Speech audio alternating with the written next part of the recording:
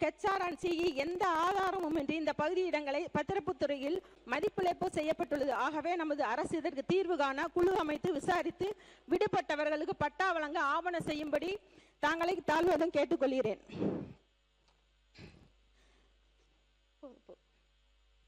சாலைகள் பார்த்தீங்கன்னா 70 வருஷமா நடக்கிற ஒரு பெரியவர் சொல்றாரு, என் கால் நடந்து நடந்து ரத்தம் வருதுமான்னு. சித்தலூர்ன்ற கிராமத்துல 70 வருஷமா இன்ன வரைக்கும் ரோடு போடல. கேட்டா பெரிய ப்ராஜெக்ட் 5 கோடி வேணும்னு சொல்றாங்கன்னா இந்த சாலைகள் போடப்படாம இருக்கு.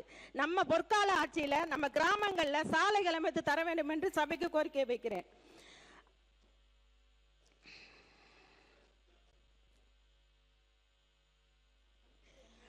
எனக்கு வாய்ப்பு கொஞ்சம் கூட கொடுங்கன்னு தாழ்மையோட பெரிய தலைவரை கேட்கிறேன்.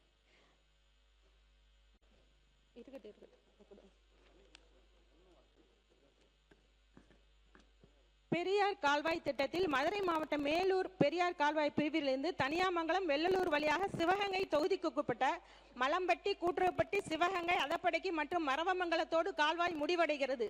நீண்ட வருடமாக சுமார் 600 கிராம விவசாயிகளுக்கு பாசனத்திற்கு தண்ணீரின்றி வருவாயால் குடும்பங்கள் பாதிப்பு நிலையில் உள்ளது. எனவே ஆகவே கால்வாயை சீரமைத்து விவசாயத்துக்கு தண்ணீர் கிடைக்க நமது அரசு நடவடிக்கை எடுக்கணும் கேட்டுக்கிறேன். விளையாட்டுத்துறை ஏதாவது அந்த ஊர்ல ஏதாவது ஒரு இது இருக்கணும். ஒண்ணு பின்தங்கி போய் விவசாயம் செழிக்க வளர்ச்சி இருக்கணும், தொழிலுக்கு வளர்ச்சி இருக்கணும், இல்ல அவங்களுக்கு சின்ன படிக்கிறக்காவது எதுவுமே இல்லை எங்க ஊர்ல. அப்ப கல்லூரிகள் பாத்தீங்கன்னா நர்சிங் காலேஜ் ஒன்று வந்துருச்சுன்னா பிள்ளைங்கள் பயன்படுவாங்க, பொறியியல் காய்ச்சா பசங்க இருப்பாங்க. விளையாட்டுல பாத்தீங்கன்னா எந்த ஒரு இதுவுமே இல்லை. நல்ல காலேஜ் எங்க காலேஜ் சண்முகராஜா மன்னரால் துரைச்சங்கம் அவங்க அப்பா பேரால நிறுவப்பட்ட ஆர்ட்ஸ் காலேஜ்ல இடம் அதிகமா இருக்கு. அந்த இடத்துல MBA கொண்டு வரலாம், பிள்ளைங்க படிக்கிறதுக்கு பார்மசி கோர்ஸ் கொண்டு வரலாம். எந்த ஒரு உயர்கல்வியுமே இல்லை. BEd EED எந்த காலேஜுமே இங்கே கிடையாது. ஆனால் இடம் நிறையா இருக்கும். யூனிவர்சிட்டிக்கு தகுதிக்கு உள்ள எங்கள் காலேஜில் இன்னும் பலதரப்பட்ட துறைகள் கொண்டு வரப்படவே இல்லை. அப்படிப்பட்ட துறைகள் வந்தால் பிள்ளைங்க வெளியே போக மாட்டாங்க. எங்கள் ஊர் பிள்ளைங்க வெளியே போய் அதிக காசு கொடுத்து தனியார் கல்லூரிகள் சேர மாட்டாங்க.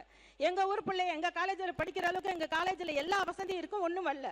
இதை கவனத்துக்கு கொண்டு அதே மாதிரி காலேஜில் நிலப்பரப்பு அதிகமாக இருக்கிறனால விளையாட்டு மைதானம் இருக்கிறனால விளையாட்டுக்கு அதிக முக்கியத்துவம் கொடுத்து விளையாட்டு மைதானங்களை சீரமைக்க வேண்டும் என்று கேட்டுக்கொள்கிறேன்.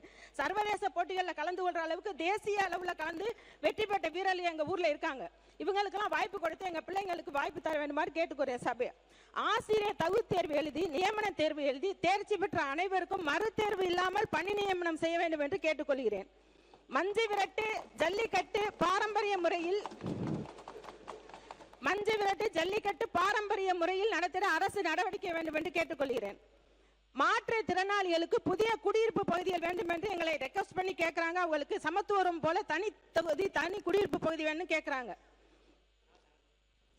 ஸ்பைசஸ் பூங்கா செயல்படாமல் உள்ளது, இது செயல்பாட்டுக்கு வர வேண்டும் கேட்டு எங்கள் பகுதியை தயவு செய்து பின்தங்கிய பகுதியாக சரித்திர பூமி, ரத்தம் தோய்ந்த பூமி, பல வெற்றிகளுக்கு சுதந்திர போற வரலாற்றில் முதல் களம் எங்களுடையது.